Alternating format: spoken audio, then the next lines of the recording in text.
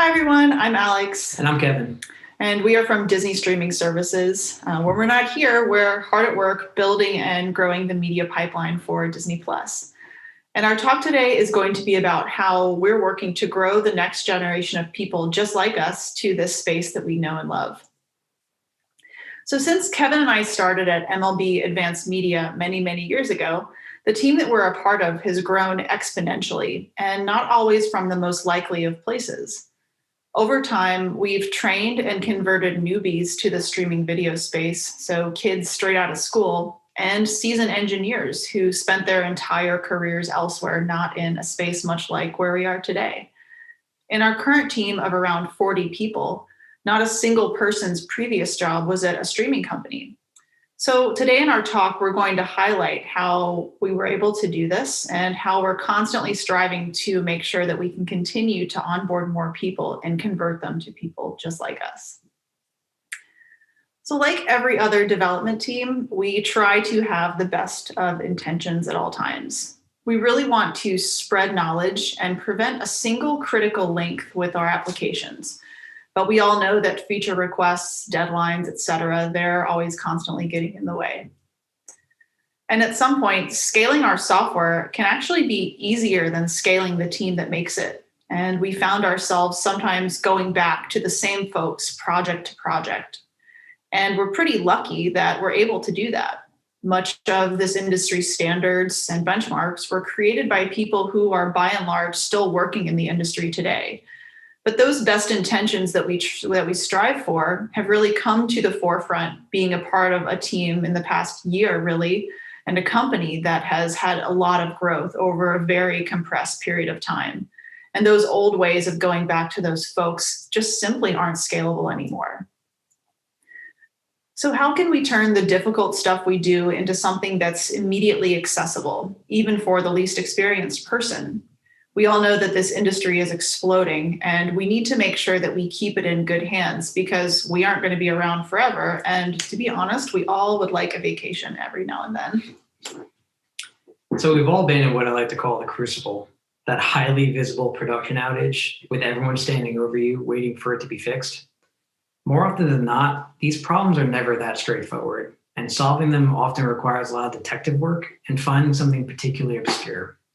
The longer a production outage persists, the more attention it gets. The more attention it gets, the more stressful the whole situation becomes. It can start to begin to feel like the whole world is depending on you, and that's not an easy place to be. So recently, we had an incident which brought us into the Crucible. Our operational team sounded the alarm that our media processing pipeline had stopped functioning for both ads and pitch VOD, right when high-value, high-priority content was being processed. Around the same time, automated alarms started going off for multiple ecosystems, all reporting all sorts of issues. It was really the perfect time to be out to dinner on a Friday night. A small group of engineers swarmed on the issue and quickly eliminated all the noise and found the root problem. One cluster of our file workers, an application which moves media from various places for processing, they were all in a crash loop. We eventually discovered that a particularly greedy transfer job was wreaking havoc on these nodes, which was compounded by a misconfiguration in the ecosystem and what was ultimately a bug we found in one of our frameworks. In no time, the problem was fixed, the stress was gone, the production environment was healthy, and we all went back to our Friday nights. But in this case, the folks that were racking their brains on this issue were veterans at the company. It wasn't their 5th or even 10th rodeo going down the rabbit hole of an obscure production issue. With all the various alarms and problems being reported in a situation like that, it takes an enormous amount of knowledge just to isolate the problem, let alone fix it. When we step back and think about how we're constantly able to deliver under pressure and how we want to scale that ability, the question turns from how did we do it to would others on the team have been able to do the same if we weren't here?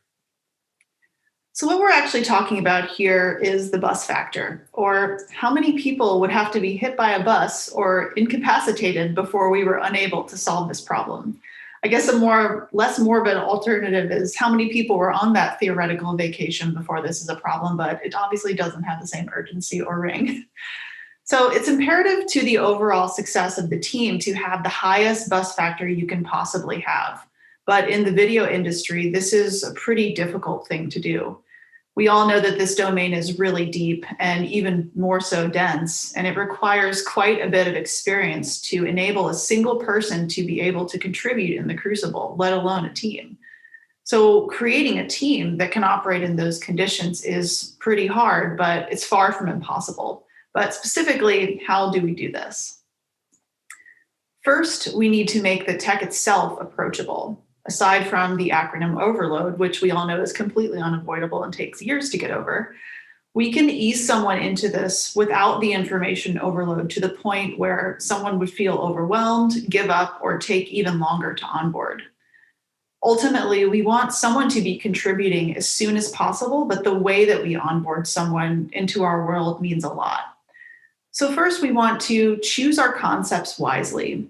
Think about what concepts are most prominent in your company. You may talk about Dash a lot, but if you're not actually using it, why should someone learn it straight away? If you can focus on the industry within your company or your team's context, it will help shrink the playing field, and it'll make this tech less intimidating simply by there being less of it to learn right away. Your new person has a long road to travel down, and this is just the beginning of that journey. Something else we can do right away is give a history lesson. Think about why we chose our stack and make sure that you share that information up front.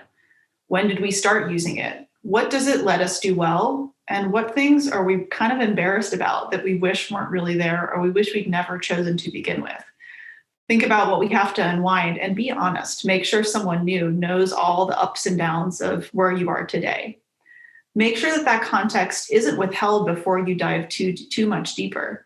Smart people will latch on to these details and they'll start to use them later. They'll remember what those problems were and what you really wish you didn't have, and they'll start to move forward on ways that you can break that down over time once they're integrated. In streaming media, we've often found ourselves in a situation where nobody has done this before, or somebody has, but just may not feel like sharing.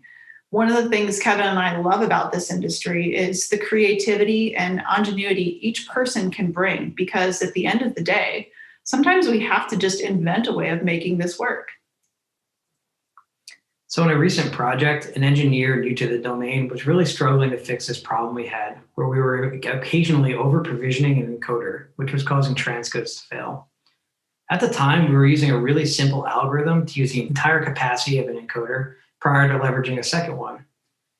The engineer was trying to solve this problem, assuming the algorithm was just how this is done, and it's something that has to be solved around. With a lack of deeper domain knowledge, the problem was constrained by this pre-existing solution, creating an artificial sandbox to work in.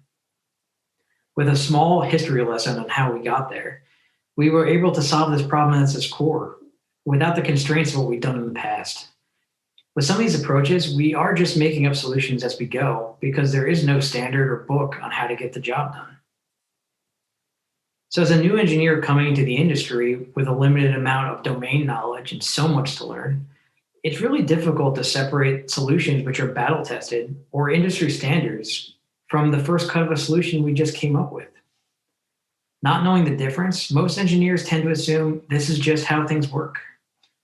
It's also worth noting that domain experts can also suffer from this, where it's hard to think outside the box due to previous decisions made. Being an entry-level engineer or coming from another industry is truly jumping into the deep end of media streaming technology.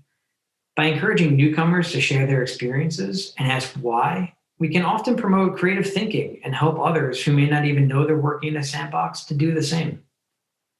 It takes a really long time to grasp all these different subjects, and the only practical way to gain this knowledge is to dive in. So once you've established some context, given a history, and you're at least halfway through the acronym ringer, you're ready to dive off the deep end and you're ready to add your new person to a project. If we want them to love and appreciate this space as much as we do, we have to make sure that they can experience its trials and tribulations in the same way, but of course, not all at once. Mistakes are really important ways to learn. So find a first task or project that isn't just the annoying InfoSec thing you were supposed to do a year ago, but you put off. Find something that's actually relevant to what you do and requires them to dip slightly below the surface. Just because a project is important or high visibility doesn't mean it has to be off limits for a new person. It can be kind of intimidating to know that executives or CEO ordered the project, but ask yourself, is it more of a risk that you include new people or that the same two people are going to be up all night fixing it if it breaks or scrambling to get it done once the deadline comes? More experienced engineers tend to be more conservative. After all, we know that those Crucible production issues tend to not be very fun. And sometimes things can go a little bit too awry and you can end up becoming front page news. But this can extend to how we approach highly visible products or projects that we're working on. It's really tempting to always put your experts and veterans at the helm simply to just reduce risk and ensure a successful launch. This could ultimately be best for the project or get it to the finish line directly on time, but it's never going to be great for the long-term capabilities of the team or for those individuals who are called on time and time again to deliver and aren't able to kind of grow that knowledge over time. So as you're doing this, think about how you can create opportunities for others to learn and to build trust with other people on the team so that they can be a part of that group as well. Think about who your new people would be pairing with or seeking a PR from. You kind of get natural checks and balances by doing that to begin with, and that can reduce risk of your project if you include them in that group as well. Don't lose out on opportunities for folks to learn from each other or learn together. I would avoid pairing the intern with the intern in this situation, but there's no reason why two newer people can't work together through a difficult problem at their own pace. So for our build out of adaptive encoding, one of our most domain intensive problem sets to date, we had to pull in a mixture of new engineers and veterans. This was a large critical path project involving multiple engineering teams all working together. While not solely relying on our veterans was arguably a risky decision given the depth of the domain we'd be working in, it really was an investment in our new engineers. These new engineers are not only part of the team, they're also our next set of domain experts. And in the long run, it's a higher risk not to incorporate these newcomers and fresh perspectives into the deep domain end as soon as possible. Even if a project is intimidating, it's possible to paint a picture of how things generally work and get new folks contributing as soon as possible. Initially, your project might go a bit slower, but remember, you are investing in a team. As we know, anyone new to the team has an uphill climb before contributing in a really meaningful way. But another way we can make things easier is by pointing their attention to the most important things right away. I call this starting as a generalist. In this space, we've already mentioned there's a ton of concepts to understand, but does someone actually have to know everything about a particular concept before they can begin working on a project that uses it? How quickly can someone start building if they know just enough? And usually it's the case that they don't have to know it all.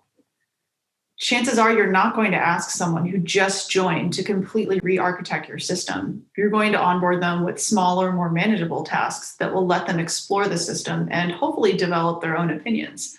And this is really good. Ideally, you want to look for tasks and projects that will create generalists first with specialization opportunities. And this will give your person an opportunity to decide what they're interested in and allow them to kind of dip their feet in a little bit deeper step by step once they're given that sandbox that they want to start to play in. And the same really goes for your project managers. It's really important that they develop a general sense first so that they can effectively establish the bounds of a project. But it's equally important that they understand and see the depths so that they can be allies in pulling your engineers out of the rabbit hole and back on track if things go a little bit off the rails. So we need to find ways to add engineers to critical projects. And by focusing on tasking that they'll be successful with using their existing competencies. A key aspect of identifying tasks are the ones that are just out of reach, that require some learning. And you have teammates and other experienced engineers that you can rely on. Over time, your engineers will grow into domain experts through practice and create opportunities to dive deeper into technologies and concepts they choose to become passionate about. And the best part is that all of this will be rooted in your team's unique contexts and use cases. This really promotes an always learning culture, which is essential to innovation in this highly competitive industry. At the end of the day, we love this stuff because we made it. We're not getting anywhere if we can't share that with others who outlast us. The best outcome in growing the next generation of people who will push us to be better and ultimately be better than us. So the most important thing we can do is create and grow owners. And this means a few things. This means facilitating ownership by rotating who's on the A team. And this is that group of people who are the seasoned vets who are always working on those production issues or delivering your critical projects time and time again. If you're able to rotate someone new into that group of people, they're able to learn from the best. But we actually want to break down this concept over time. Strive to eliminate that concept of the A team entirely, or that sole contributor or group of people to your ecosystem. Share the wealth and the burden of what this means. That way, you're giving everyone the opportunity to be in the crucible. Make sure your new people get a chance early on to be in the thick of it. There's nothing like a production outage and crawling your way out of it. That's really kind of where you create and grow owners. That test and proving ground often develops the strongest sense of what that means. And it actually creates a great opportunity to learn from mistakes and to find new ways of doing something that you'll take on with the next project. And it's particularly important in this industry, but don't let obscure knowledge stay with you. With so many technologies layered on top of each other, it's really easy to pick up some knowledge that says, hey, this is just how this older technology works. So when you combine these things, you have this problem. It's important that you share this knowledge so that we don't forget it and that we can remember it the next time we have a production issue. In technology, a common term we use is we stand on the shoulders of giants. In the media space, we benefited from the hard work established by our predecessors in the encoding space, the encryption space, media delivery spaces, networking, and standards committees. All these groups are pushing forward to bring media to where it is today and keep pushing forward to the future.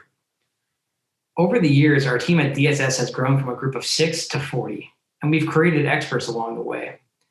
The goal of any engineer should be to be a giant and to help the next generation stand on your shoulders. Thank you, guys.